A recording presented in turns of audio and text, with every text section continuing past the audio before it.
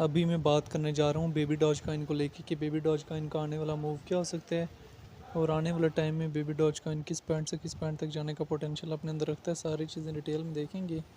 उससे पहले दोस्तों, चैनल पे नए हैं तो चैनल को लाजमी आप लोगों ने सब्सक्राइब कर लेना है।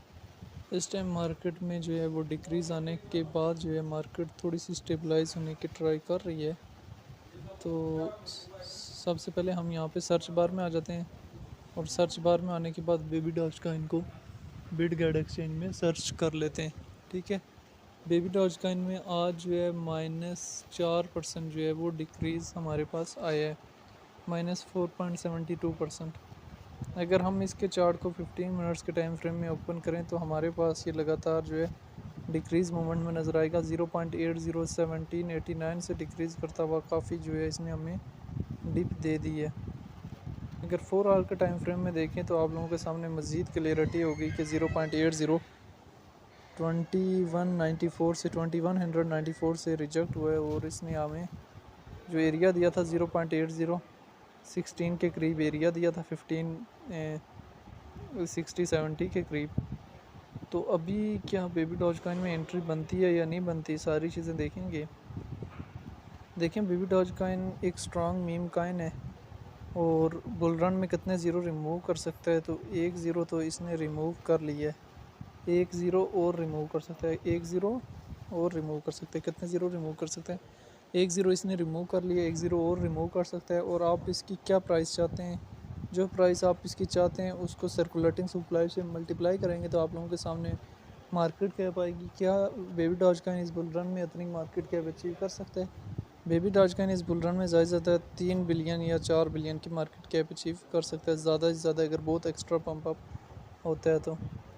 बुल रन चूँकि शॉर्ट टाइम पीरियड के लिए होता है, 1 से 2 मंथ के लिए होता है, इस वजह से एंट्री लेने से पहले आप लोगों को ये सारी चीज़ें सोचनी होती हैं कि मैंने उसका इनकी एंट्री कहाँ पे लेनी है और सेल कहाँ पे करना है। तो baby doge coin 1 zero remove कर चुका है और आपने वैलेट के 2% के साथ ट्राई शायद लिया हो।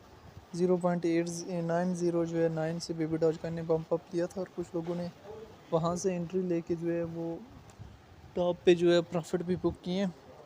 और अभी आने वाले टाइम में अगर ये डिक्रीज़ कर रहा है, काफ़ी लोगों ने लॉन्ग की पोजीशंस ओपन की हुई हैं और काफ़ी ने जो है वो स्पॉट में बाइंग की हुई है। लॉन्ग की पोजीशंस में कुछ ना कुछ जो है वो थोड़ा बहुत आप प्रॉफिट साथ साथ बुक करते रहना।